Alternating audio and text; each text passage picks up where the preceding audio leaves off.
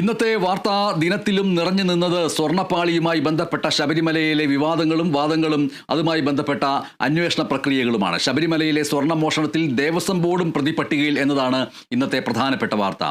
ശ്രീകോവിലിലെ വാതിൽപ്പടിയിലെ സ്വർണ്ണമോഷണവുമായി ബന്ധപ്പെട്ട് രജിസ്റ്റർ ചെയ്ത കേസിലാണ് 2019 ദേവസ്വം ബോർഡ് ഭരണസമിതിയെ 8ാം പ്രതിയാക്കിയത്. എ പത്മകുമാറായിരുന്നു 2019 ദേവസ്വം ബോർഡിന്റെ പ്രസിഡന്റ്. ശബരിമല സ്വർണ്ണമോഷണത്തിലൊടുവിൽ ദേവസ്വം ബോർഡ് ഭരണസമിതിയും പ്രതിപട്ടികയിൽ.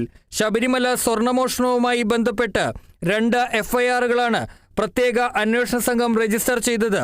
ഇതിൽ ശ്രീകോവിലിലെ വാതിലിന്റെ കട്ടിളപ്പടിയിലെ പാളി സ്വർണം പൂശാൻ കൊടുത്തുവിട്ട കേസിലാണ് CPIM നേതാവ് എ പത്മകുമാർ അധ്യക്ഷനായിരുന്ന 2019 ദേവസ്വം ബോർഡ് ഭരണസമിതിയെ 8ാം പ്രതിയാക്കിയത്. CPI നേതാവ് ശങ്കർദാസ്, കെ രാഘവൻ എന്നിവരായിരുന്നു ഭരണസമിതി അംഗങ്ങൾ. കേസിൽ പ്രായോജകനായ ഉണ്ണികൃഷ്ണൻ പോറ്റിയാണ് 1ാം പ്രതി. ഇടനിലക്കാരൻ കൽപേഷാണ് 2ാം പ്രതി. 2019 ശബരിമല അഡ്മിനിസ്ട്രേറ്റീവ് ഓഫീസറായിരുന്ന B Murari Babu, executive officer Sudheesh Kumar, Devaswom secretary S Jayasree തുടങ്ങി 9 പേരാണ് ദേവസ്വം ബോർഡിന് പുറമെ കേസിലെ മറ്റ് പ്രതികൾ. ശബരിമല ശ്രീകോവിൽ വാതിലിന്റെ കട്ടിളയിൽ പതിച്ച സ്വർണം പൂശിയ ചെമ്പുപാളികൾ എന്നത് ചെമ്പുപാളി എന്ന് രേഖപ്പെടുത്തി അനധികൃതമായി ഉണ്ണികൃഷ്ണൻ പോറ്റിക്ക് ദേവസ്വം ബോർഡ് കൈമാറിയെന്നാണ് കേസ്.